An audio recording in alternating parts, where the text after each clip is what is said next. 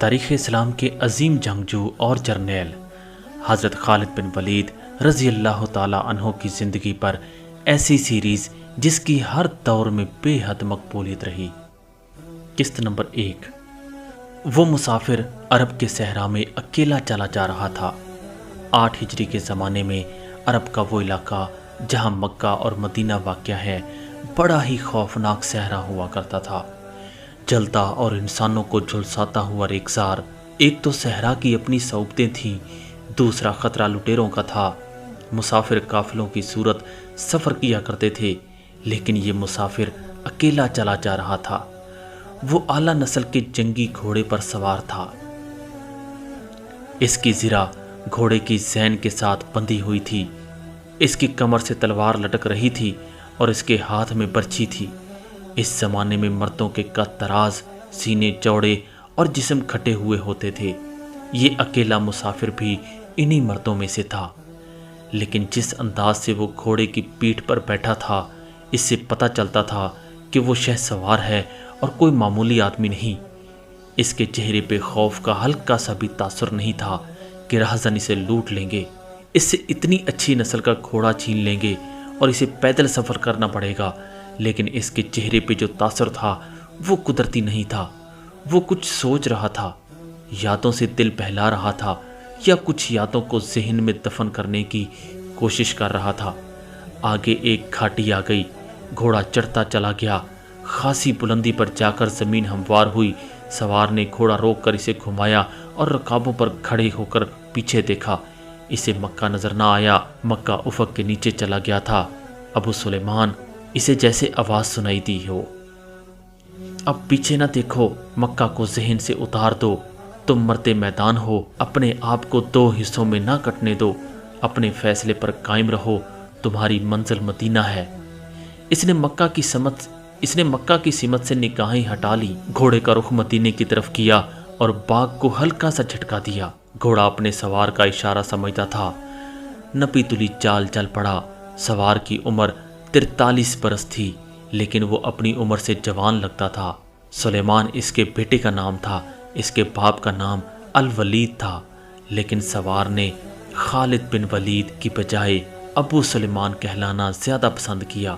اسے معلوم نہ تھا کہ تاریخ اسے خالد بن ولید کے نام سے یاد رکھے گی، اور یہ نام اسلام کی عسکری روایات اور جذبے کا دوسرا نام بن جائے گا۔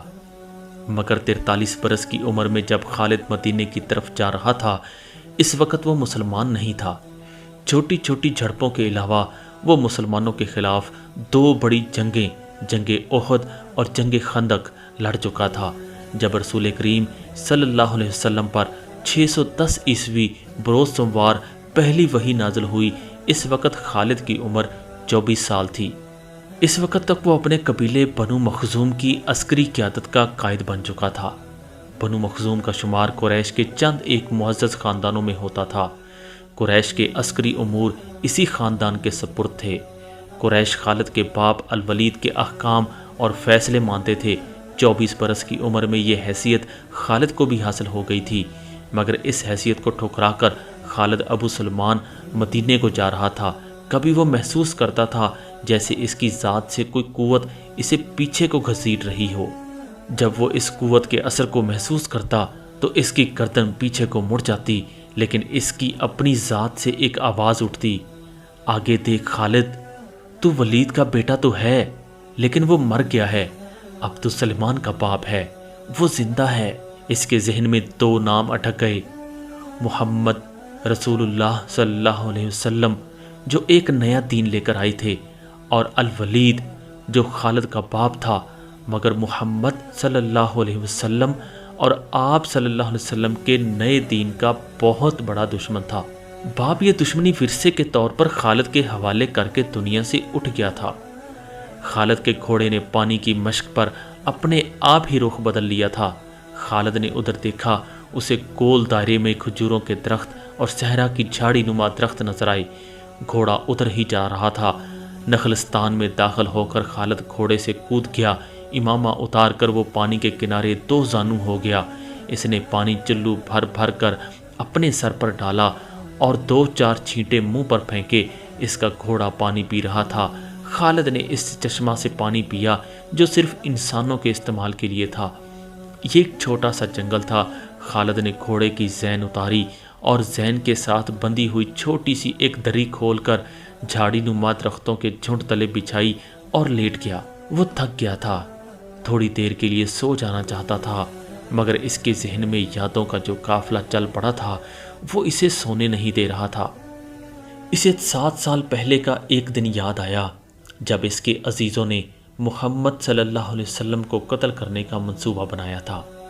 اس منصوبے میں خالد کا باپ الولید پیش تھا۔ وہ ستمبر 622 کی ایک رات تھی۔ قریش نے رسول خدا صلی اللہ علیہ وسلم کو سوتے میں قتل کرنے کے لیے ایسے آدمی چنے تھے جو انسانوں کے روپ میں وحشی اور درندے تھے۔ خالد قریش کے سرکردہ خاندان کا جوان تھا۔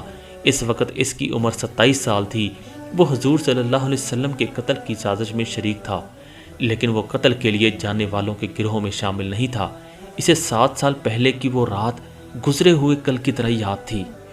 وہ اس قتل پر خوش بھی تھا اور ناخوش بھی۔ خوش اس لیے تھا کہ اس کے اپنے قبیلے کے ہی ایک آدمی نے اس کے مذہب کو جو بت پرستی تھی باطل کہہ دیا اور اپنے آپ کو خدا کا پیغمبر کہہ دیا۔ ایسے دشمن کے قتل پر خوش ہونا فطری بات تھی۔ وہ ناخوش اس لیے تھا کہ وہ اپنے دشمن کو للکار کر سامنے کی لڑائی لڑنے کا قائل تھا۔ اس نے سوئے ہوئے دشمن کو قتل کرنے کی کبھی سوچی بھی نہیں تھی۔ بہرحال اس نے اس سازش کی مخالفت نہیں کی، لیکن قتل کی رات جب قاتل رسول خدا کو مقررہ وقت پر قتل کرنے گئے تو آپ صلی اللہ علیہ وسلم کا مکان خالی تھا۔ وہاں گھر کا سامان بھی نہیں تھا، نہ آپ صلی اللہ علیہ وسلم کا گھوڑا تھا نہ اونٹنی۔ قریش اس امید پر سوئے ہوئے تھے کہ صبح انہیں خوشخبری ملے گی، ان کے مذہب کو جھٹلانے اور انہیں اپنے نئے مذہب کی طرف بلانے والا قتل ہو گیا ہے۔ مگر صبح وہ ایک دوسرے کو مایوسی کے عالم میں دیکھ رہے تھے۔ پھر وہ سرگوشیوں میں ایک دوسرے سے پوچھنے لگے، محمد کہاں گیا؟ رسول خدا صلی اللہ علیہ وسلم کے قتل کے وقت سے بہت پہلے اپنے قتل کی سازش سے آگاہ ہو کر یثرب مدینہ کو ہجرت کر گئے تھے۔ صبح تک آپ صلی اللہ علیہ وسلم بہت دور نکل گئے تھے۔ خالد کے ذہن سے یادیں پھوٹتی چلی آ رہی تھیں۔ ذہن پیچھے ہی ہٹتے ہٹتے 16 برس دور جا نکلا۔ 613 کی ایک شام رسول کریم صلی اللہ علیہ وسلم نے قریش کے چند ایک سرکردہ افراد کو اپنے ہاں کھانے پر مدعو کیا۔ کھانے کے بعد رسول کریم صلی اللہ علیہ وسلم نے اپنے مہمانوں سے کہا، اے بنی عبد المطلب، میں تمہارے سامنے جو تحفہ پیش کرنے لگا ہوں وہ عرب کا کوئی اور شخص پیش نہیں کر سکتا، اس لیے کہ اللہ نے مجھے منتخب کیا ہے۔ مجھے اللہ نے حکم دیا ہے کہ تمہیں ایک ایسے مذہب کی طرف بلاؤں جو تمہاری دنیا کے ساتھ تمہاری عاقبت بھی آسودہ اور مسرور کر دے گا۔ اس طرح رسول خدا صلی اللہ علیہ وسلم نے پہلی وحی کے نزول کے 3 سال بعد اپنے قریبی عزیزوں کو اسلام قبول کرنے کی دعوت دی۔ خالد اس محفل میں نہیں تھا، اس کا باپ مدعو تھا۔ اس نے خالد کو مذاق اڑانے کے انداز میں بتایا تھا کہ عبد المطلب کے پوتے محمد صلی اللہ علیہ وسلم نے کہا ہے کہ وہ اللہ کا بھیجا ہوا نبی ہے۔ ہم جانتے ہیں کہ عبد المطلب قریش کا ایک سردار تھا۔ الولید نے اپنے بیٹے خالد سے کہا، بے شک محمد کا خاندان اعلیٰ حیثیت رکھتا ہے، لیکن نبوت کا دعویٰ اس خاندان کا کوئی فرد کیوں کرے؟ اللہ کی قسم اور حبل اور عزا کی، میرے خاندان کا رتبہ کسی سے کم نہیں۔ کیا نبوت کا دعویٰ کر کے کوئی ہم سے اونچا ہو سکتا ہے؟ آپ نے اسے کیا کہا ہے؟ خالد نے پوچھا۔ پہلے تو ہم چپ ہو گئے، پھر ہم سب ہنس پڑے، الولید نے کہا، لیکن محمد کے چچا زاد بھائی علی نے محمد کی نبوت کو قبول کر لیا ہے۔ خالد اپنے باپ کی طنزیہ ہنسی کو بھولا نہیں تھا۔ خالد کو 629 کے ایک روز مکہ اور مدینہ کے راستے میں ایک نخلستان میں لیٹے ہوئے وہ وقت یاد آ رہا تھا۔ رسول اللہ صلی اللہ علیہ وسلم جن کی نبوت کو قریش کے سردار قبول نہیں کر رہے تھے، اس نبوت کو لوگ قبول کرتے چلے جا رہے تھے۔ ان میں اکثریت نوجوانوں کی تھی، بعض مفلس لوگوں نے بھی اسلام قبول کر لیا۔ اس سے نبی کریم صلی اللہ علیہ وسلم کے حوصلے میں جان آ گئی اور آپ صلی اللہ علیہ وسلم نے اسلام کی تبلیغ تیز کر دی۔ آپ صلی اللہ علیہ وسلم بت پرستی کے خلاف تھے۔ مسلمان ان 360 بتوں کا مذاق اڑاتے تھے جو کعبہ کے اندر اور باہر رکھے ہوئے تھے۔ طلوع اسلام سے پہلے عرب ایک خدا کو مانتے تھے اور پوجتے ان بتوں کو تھے۔ انہیں وہ دیویاں اور دیوتا کہتے اور انہیں اللہ کے بیٹے اور بیٹیاں مانتے تھے۔ وہ ہر بات میں اللہ کی قسم کھاتے تھے۔ قریش نے دیکھا کہ محمد صلی اللہ علیہ وسلم کے جس دین کا انہوں نے مذاق اڑایا تھا وہ مقبول ہوتا جا رہا ہے، تو انہوں نے آپ صلی اللہ علیہ وسلم کی تبلیغی سرگرمیوں کے خلاف محاذ بنا لیا اور مسلمانوں کا جینا حرام کر دیا۔ خالد کو یاد آ رہا تھا کہ اس نے اللہ کے رسول صلی اللہ علیہ وسلم کو گلیوں اور بازاروں میں لوگوں کو اکٹھا کر کے انہیں اسلام قبول کرنے کی دعوت دیتے اور بتاتے ہوئے دیکھا تھا کہ بت انہیں نہ فائدہ دے سکتے ہیں نہ نقصان۔ عبادت کے لائق صرف اللہ ہے جو وحدہ لا شریک ہے۔ رسول خدا صلی اللہ علیہ وسلم کی مخالفت کے قائد قریش کے 4 سردار تھے۔ ایک تو خالد کا باپ الولید تھا، دوسرا نبی کریم صلی اللہ علیہ وسلم کا اپنا چچا ابو لہب تھا، تیسرا ابو سفیان اور چوتھا ابو الحکم تھا جو خالد کا چچا زاد بھائی تھا۔ مسلمانوں پر سب سے زیادہ ظلم و تشدد اسی شخص نے کیا تھا۔ وہ جہالت کی حد تک کینہ پرور اور مسلم کش تھا، اسی لیے مسلمان اسے ابو جہل کہنے لگے تھے۔ یہ نام اتنا عام ہوا کہ لوگ جیسے اس کا اصل نام بھول ہی گئے تھے۔ تاریخ نے بھی اس پستہ قد، بھینگے اور لوہے کی طرح مضبوط آدمی کو ابو جہل کے نام سے ہی یاد رکھا۔ خالد کو یہ یادیں پریشان کرنے لگیں، شاید شرمسار بھی۔ قریش کے لوگوں نے رسول خدا صلی اللہ علیہ وسلم کے گھر میں کئی بار غلاظت پھینکی تھی۔ جہاں کوئی مسلمان اسلام کی تبلیغ کر رہا ہوتا وہاں قریش کے آدمی جہاں پہنچتے اور ہلڑ مچاتے تھے۔ بد اخلاق اور دھتکارے ہوئے آدمیوں کو رسول خدا صلی اللہ علیہ وسلم کو پریشان کرتے رہنے کا کام لگا دیا گیا تھا۔ خالد کو یہ اطمینان ضرور تھا کہ اس کے باپ نے محمد صلی اللہ علیہ وسلم کے خلاف ایسی کوئی گھٹیا حرکت نہیں کی تھی۔ وہ 2 مرتبہ قریش کے 3-4 سرداروں کو ساتھ لے کر رسول خدا صلی اللہ علیہ وسلم کے چچا ابو طالب کے پاس یہ کہنے گیا تھا کہ وہ اپنے بھتیجے رسول خدا صلی اللہ علیہ وسلم کو بتوں کی توہین اور نبوت کے دعوے سے روکے، ورنہ وہ کسی کے ہاتھوں قتل ہو جائے گا۔ ابو طالب نے ان لوگوں کو دونوں مرتبہ ٹال دیا تھا۔ خالد کو اپنے باپ کی بہت بڑی قربانی یاد آئی۔ امارہ خالد کا بھائی تھا، وہ خاص طور پر خوبصورت نوجوان تھا، وہ ذہین تھا اور اس میں بانک پن تھا۔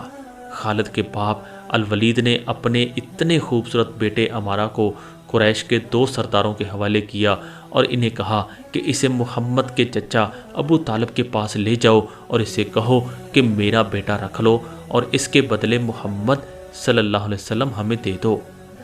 خالد اپنے باپ کے اس فیصلے پر کانپ اٹھا تھا، اور جب اس کا بھائی امارہ دونوں سرداروں کے ساتھ چلا گیا تو خالد تنہائی میں جا کر رویا تھا۔ ابو طالب، سرداروں نے امارہ کو رسول کریم صلی اللہ علیہ وسلم کے چچا کے آگے کر کے کہا، اسے تم جانتے ہو، یہ امارہ بن الولید ہے۔ تم یہ بھی جانتے ہو کہ بنو ہاشم نے جس کے تم سردار ہو ابھی تک اس جیسا سجیلا اور عقل مند جوان پیدا نہیں کیا۔ یہ ہم ہمیشہ کے لیے تمہارے حوالے کرنے آئے ہیں۔ اسے اپنا بیٹا بنا کے رکھو گے تو یہ تمام عمر فرما بردار رہے گا، اور اگر اسے اپنا غلام بناؤ گے تو قسم ہے اللہ کی تم پر اپنی جان بھی قربان کر دے گا۔ مگر تم اسے میرے حوالے کیوں کر رہے ہو؟ ابو طالب نے پوچھا۔ کیا بنو مخزوم کی ماؤں نے اپنے بیٹوں کو نیلام کرنا شروع کر دیا ہے؟ کہو اس کی کتنی قیمت چاہتے ہو؟ اس کے عوض ہمیں اپنا بھتیجا محمد صلی اللہ علیہ وسلم دے دو۔ قریش کے ایک سردار نے کہا، تمہارا یہ بھتیجا تمہاری رسوائی کا باعث بن گیا ہے۔ اس نے تمہارے آباء و اجداد کے مذہب کو رد کر کے نیا مذہب بنا لیا ہے۔ کیا تم دیکھ نہیں رہے کہ اس نے قبیلے میں آدمی کو آدمی کا دشمن بنا دیا ہے؟ تم میرے بھتیجے کو لے جا کر کیا کرو گے؟ قتل۔ قریش کے دوسرے سردار نے جواب دیا، ہم محمد صلی اللہ علیہ وسلم کو قتل کریں گے؟ یہ بے انصافی نہیں ہوگی۔ تم دیکھ رہے ہو کہ ہم تمہارے بھتیجے کے بدلے تمہیں اپنا بیٹا دے رہے ہیں، یہ بہت بڑی بے انصافی ہوگی۔ ابو طالب نے کہا، تم میرے بھتیجے کو قتل کرو گے اور میں تمہارے بیٹے کو پالوں گا اور اس پر خرچ کروں گا اور اسے بہت اچھی زندگی دوں گا، تم میرے پاس کیسا انصاف لے کر آئے ہو؟ میں چاہتا ہوں کہ تم عزت سے واپس چلے جاؤ۔ خالد نے جب اپنے بھائی کو اپنے سرداروں کے ساتھ واپس آتے دیکھا اور سرداروں سے سنا کہ ابو طالب نے یہ سودا قبول نہیں کیا تو خالد کو دلی مسرت ہوئی تھی۔ بے شک محمد صلی اللہ علیہ وسلم کا جسم طاقتور ہے، لیکن رکانہ بن عبد یزید جیسے پہلوان کو اٹھا کر پٹکنے کے لیے صرف جسمانی طاقت کافی نہیں۔ رکانہ بن عبد یزید رسول کریم صلی اللہ علیہ وسلم کا چچا تھا جس نے اسلام قبول نہیں کیا تھا۔ یہ عرب کا مانا ہوا پہلوان تھا۔ نامی گرامی پہلوان آئے جنہیں اس نے ایک ہی داؤ میں پٹخ کر اٹھنے کے قابل نہ چھوڑا۔ وہ وحشی انسان تھا، صرف لڑنا مارنا جانتا تھا۔